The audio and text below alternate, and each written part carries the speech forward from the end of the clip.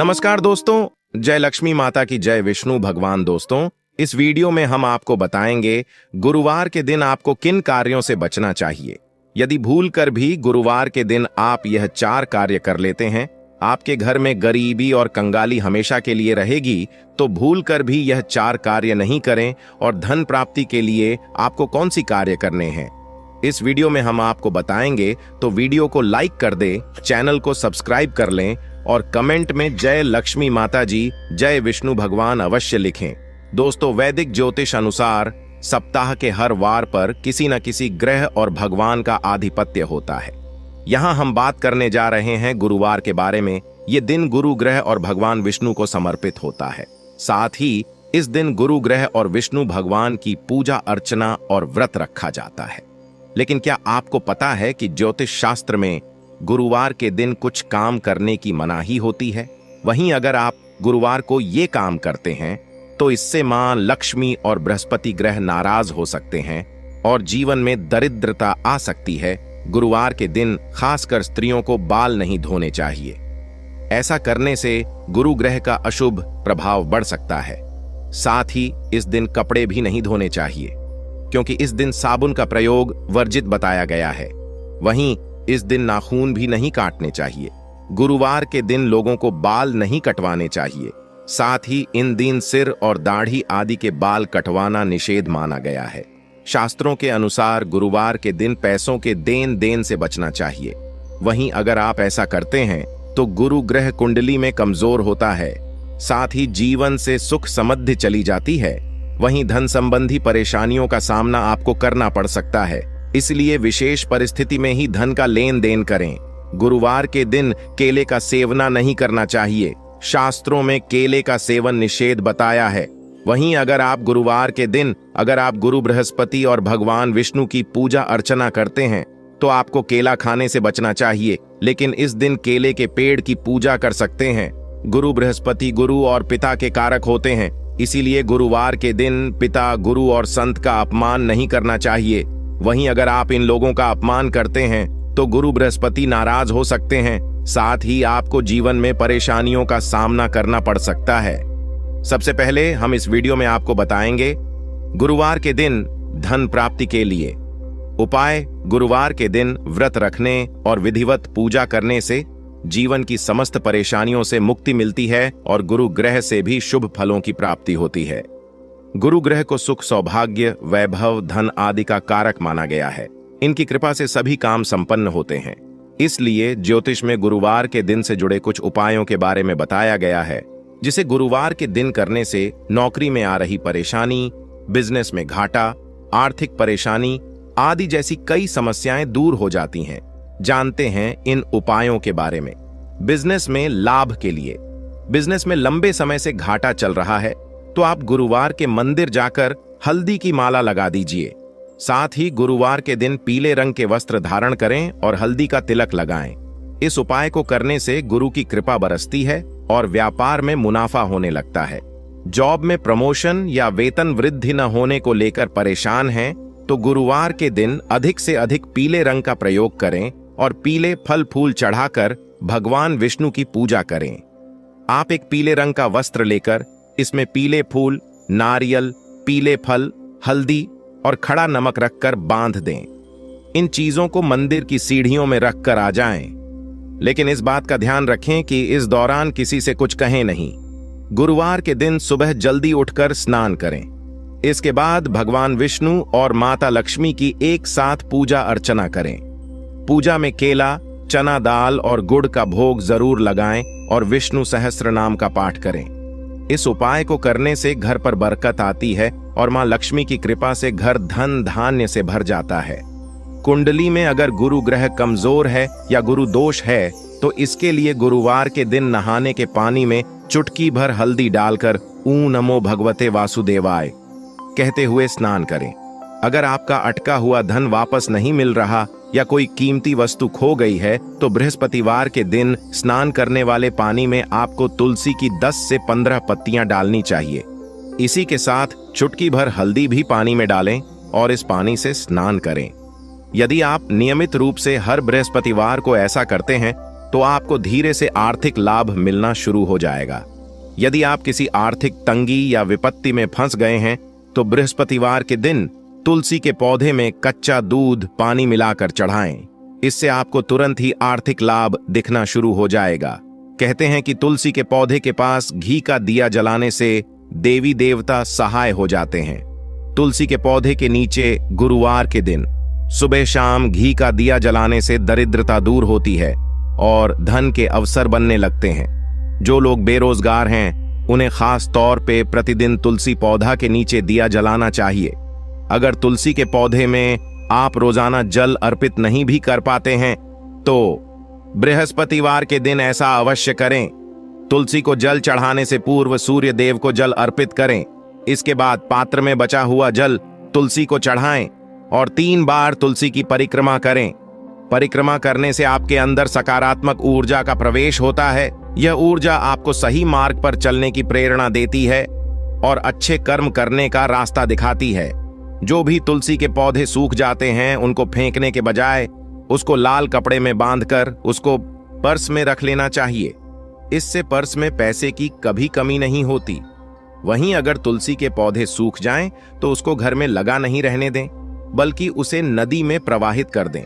आपका कोई काम काफी समय से नहीं बन पा रहा है जिससे आपको आर्थिक नुकसान झेलना पड़ रहा है, तो आप बृहस्पतिवार के दिन तुलसी के पौधे में रक्षा सूत्र से 7 गांठ लगा दें। जब आपका कार्य पूरा हो जाए तो उन सभी गांठों को खोल दें। यदि आपके पति आर्थिक संकट से जूझ रहे हों तो तुलसी माता को लाल चुनरी और सिंदूर, चूड़ी आदि का दान करें। इससे माता लक्ष्मी प्रसन्न होती हैं और विष्णु भगवान की भी अतिरिक्त कृपा बनती है। राहु केतु के दोष से मुक्ति के लिए घर में सुबह शाम अलसी के तेल का दीपक जलाना बहुत शुभ माना जाता है। ऐसा करने से कुंडली में राहु केतु का दोष दूर होता है और जीवन में सकारात्मक ऊर्जा का संचार बना रहता है। साथ ही शनिवार को शनि मंदिर में सरसों के तेल का दीपक जलाने से शनि प्रकोप से मुक्ति मिलती है और शनि देव का आशीर्वाद प्राप्त होता है। धन संबंधित समस्याओं से मुक्ति के लिए माता लक्ष्मी के सामने हर रोज 7 मुखी यानी 7 बत्तियों वाला दीपक जलाना शुभ माना जाता है। ऐसा करने से मां लक्ष्मी का आशीर्वाद प्राप्त होता है और अटका हुआ धन भी प्राप्त होता है।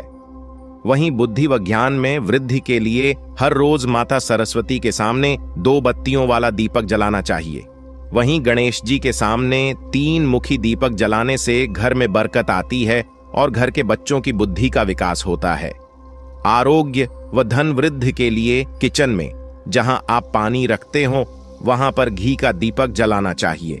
ऐसा करने से बुरी शक्तियों से मुक्ति मिलती है और नौकरी व व्यापार में अच्छी उन्नति होती है। साथ ही रोज शाम को दरवाजे के दोनों ओर तेल या घी का दीपक जलाने से परिवार में सुख समृद्धि बढ़ती है और आपसी सदस्यों में प्रेम बना रहता है। कर्ज से मुक्ति के लिए घर में हर रोज तेल का दीपक जलाना चाहिए और ईश्वर से प्रार्थना करनी चाहिए। इसके बाद सायंकाल के समय पीपल के वृक्ष के नीचे घी का दीपक जलाएं। ऐसा करने से धीरे धीरे कर्ज से मुक्ति मिलती है और नौकरी व व्यापार में उन्नति के योग बनते हैं। परिवार में सुख शांति और समृद्धि के लिए हर रोज बाल गोपाल के सामने और गुरुवार को भगवान विष्णु और केले के वृक्ष के नीचे घी का दीपक जलाना चाहिए। इसके बाद 108 बार ओम नमो भगवते वासुदेवाय नम मंत्र का जप करना चाहिए। ऐसा करने से घर में सकारात्मक ऊर्जा बनी रहती है और धीरे धीरे सभी कष्ट दूर होते हैं। और शनिवार को भगवान भैरव के मंदिर में सरसों के तेल का दीपक जलाना चाहिए। ऐसा करने से आपके सभी डर दूर होते हैं और आसपास सुरक्षा कवच बन जाता है। वहीं मान सम्मान में वृद्धि के लिए हर रोज सुबह सूर्य देव को जल का अर्घ्य दें और फिर देसी घी का दीपक जलाकर सूर्य भगवान की आरती। बृहस्पति देव का पूजन पीली वस्तुएं, पीले फूल, चने की दान, पीली मिठाई, पीले चावल आदि का भोग लगाकर किया जाता है। इस व्रत में केले का पूजन ही करें। कथा और पूजन के समय मन, कर्म और वचन से शुद्ध होकर मनोकामना पूर्ति के लिए बृहस्पति देव से प्रार्थना करनी चाहिए। दिन में एक समय ही भोजन करें। भोजन चने की दाल आदि का करें। नमक न खाएं। पीले वस्त्र पहने, पीले फलों का प्रयोग करें। पीले चंदन से पूजन करें। पूजन के बाद भगवान बृहस्पति की कथा सुननी चाहिए। प्राचीन समय की बात है। किसी राज्य में एक बड़ा प्रतापी तथा दानी राजा राज्य करता था। वह प्रत्येक गुरुवार को व्रत रखता एवं भूखे और गरीबों को दान देकर पुण्य प्राप्त करता था, परंतु यह बात उसकी रानी को अच्छा नहीं लगता था। वह न तो व्रत करती थी और न ही किसी को एक भी पैसा दान में देती थी और राजा को भी ऐसा करने से मना करती थी। एक समय की बात है, राजा शिकार खेलने को वन को चले गए थे। घर पर रानी और दासी थी। उसी समय गुरु बृहस्पति देव साधु का रूप धारण कर राजा के दरवाजे पर भिक्षा मांगने को आए। साधु ने जब रानी से भिक्षा मांगी तो वह कहने लगी, हे साधु महाराज, मैं इस दान और पुण्य से तंग आ गई हूं। आप कोई ऐसा उपाय बताएं जिससे कि सारा धन नष्ट हो जाए और मैं आराम से रह सकूं। बृहस्पति देव ने कहा, हे देवी, तुम बड़ी विचित्र हो। संतान और धन से कोई दुखी होता है। अगर अधिक धन है तो इसे शुभ कार्यों में लगाओ। कुंवारी कन्याओं का विवाह कराओ, विद्यालय और बाग बगीचे का निर्माण कराओ, जिससे तुम्हारे दोनों लोग सुधरें। परंतु साधु की इन बातों से रानी को खुशी नहीं हुई। उसने कहा, मुझे ऐसे धन की आवश्यकता नहीं है जिसे मैं दान दूं और जिसे संभालने में मेरा सारा समय नष्ट हो जाए। तब साधु ने कहा, यदि तुम्हारी ऐसी इच्छा है तो मैं जैसा तुम्हें बताता हूं तुम वैसा ही करना। बृहस्पतिवार के दिन तुम घर को गोबर से लीपना, अपने केशों को पीली मिट्टी से धोना, केशों को धोते समय स्नान करना, राजा से हजामत बनाने को कहना, भोजन में मांस मदिरा खाना, कपड़ा धोबी के यहां धुलने डालना। इस प्रकार 7 बृहस्पतिवार करने से तुम्हारा समस्त धन नष्ट हो जाएगा। इतना कहकर साधु रूपी बृहस्पति देव अंतर्ध्यान हो गए। बृहस्पति देव की इस कथा को जो सच्चे हृदय के साथ सुनता है उसकी गरीबी जरूर मिटती है, पति और पुत्र पर आया संकट टल जाता है। दोस्तों, इस कथा को ध्यान से सुनना और वीडियो को लाइक कर चैनल को सब्सक्राइब करना मत भूलना। चलिए कथा को ध्यान से सुने। साधु के कहे अनुसार करते हुए रानी को केवल 3 बृहस्पतिवार ही बीते थे कि उसकी समस्त धन संपत्ति नष्ट हो गई। भोजन के लिए राजा का परिवार तरसने लगा। तब एक दिन राजा रानी से बोला, हे रानी, तुम यहीं रहो, मैं दूसरे देश को जाता हूं, क्योंकि यहां पर सभी लोग मुझे जानते हैं, इसलिए मैं कोई छोटा कार्य नहीं कर सकता। ऐसा कहकर राजा प्रदेश चला गया। वहां वह जंगल से लकड़ी काट कर लाता और शहर में बेचता। इस तरह वह अपना जीवन व्यतीत करने लगा। इधर राजा के प्रदेश जाते ही रानी और दासी दुखी रहने लगी। एक बार जब रानी और दासी को 7 दिन तक बिना भोजन के रहना पड़ा तो रानी ने अपनी दासी से कहा, हे दासी, पास ही के नगर में मेरी बहन रहती है, वह बड़ी धनवान है, तू उसके पास जा और कुछ ले आ ताकि थोड़ा बहुत गुजर बसर हो जाए। दासी रानी के बहन के पास गई। उस दिन बृहस्पतिवार था और रानी की बहन उस समय बृहस्पतिवार व्रत की कथा सुन रही थी। दासी ने रानी की बहन को अपनी रानी का संदेश दिया, लेकिन रानी की बड़ी बहन ने कोई उत्तर नहीं दिया। जब दासी को रानी की बहन से कोई उत्तर नहीं मिला तो वह बहुत दुखी हुई और उसे क्रोध भी आया। दासी ने वापस आकर रानी को सारी बात बता दी। सुनकर रानी ने अपने भाग्य को कोसा। उधर रानी की बहन ने सोचा कि मेरी बहन की दासी आई थी, परंतु मैं उससे नहीं बोली, इससे वह बहुत दुखी हुई होगी। कथा सुनकर और पूजन समाप्त कर वह अपनी बहन के घर आई और कहने लगी, हे बहन, मैं बृहस्पतिवार का व्रत कर रही थी।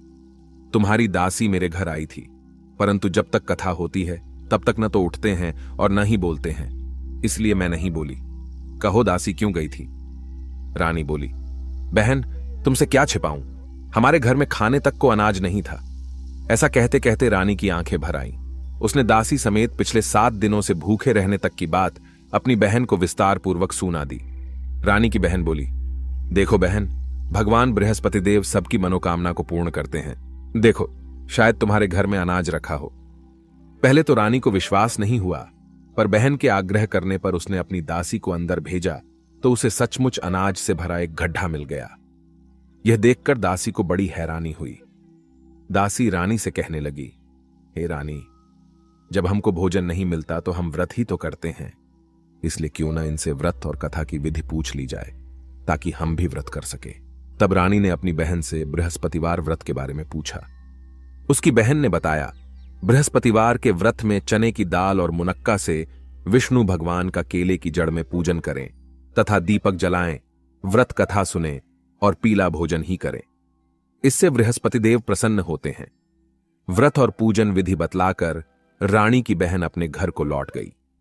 7वें रोज बाद जब गुरुवार आया तो रानी और दासी ने निश्चयानुसार व्रत रखा। घुड़साल में जाकर चना और गुड़ बीन लाई और फिर उसकी दाल से केले की जड़ तथा विष्णु भगवान का पूजन किया। अब पीला भोजन कहां से आए, इस बात को लेकर दोनों बहुत दुखी थे। चूंकि उन्होंने व्रत रखा था, इसलिए गुरुदेव उन पर प्रसन्न थे। इसलिए वे एक साधारण व्यक्ति का रूप धारण कर 2 थालों में सुंदर पीला भोजन दासी को दे गए। भोजन पाकर दासी प्रसन्न हुई और फिर रानी के साथ मिलकर भोजन ग्रहण किया। उसके बाद वे सभी गुरुवार को व्रत और पूजन करने लगी। बृहस्पति भगवान की कृपा से उनके पास फिर से धन संपत्ति हो गया, परंतु रानी फिर से पहले की तरह आलस्य करने लगी। तब दासी बोली, देखो रानी, तुम पहले भी इस प्रकार आलस्य करती थी। तुम्हें धन रखने में कष्ट होता था, इस कारण सभी धन नष्ट हो गया, और अब जब भगवान गुरुदेव की कृपा से धन मिला है तो तुम्हें फिर से आलस्य होता है। बड़ी मुसीबतों के बाद हमने यह धन पाया है, इसलिए हमें दान पुण्य करना चाहिए। भूखे मनुष्यों को भोजन कराना चाहिए और धन को शुभ कार्यों में खर्च करना चाहिए, जिससे तुम्हारे कुल का यश बढ़ेगा, स्वर्ग की प्राप्ति हो और पितर प्रसन्न हो। दासी की बात मानकर रानी अपना धन शुभ कार्यों में खर्च करने लगी, जिससे पूरे नगर में उसका यश फैलने लगा। गुरुवार को बृहस्पति भगवान का व्रत रखने से घर में हमेशा सुख संपत्ति की बहार रहती है। इस कथा को जो भी भक्त सुनता है, निश्चित ही उसकी गरीबी मिटती है।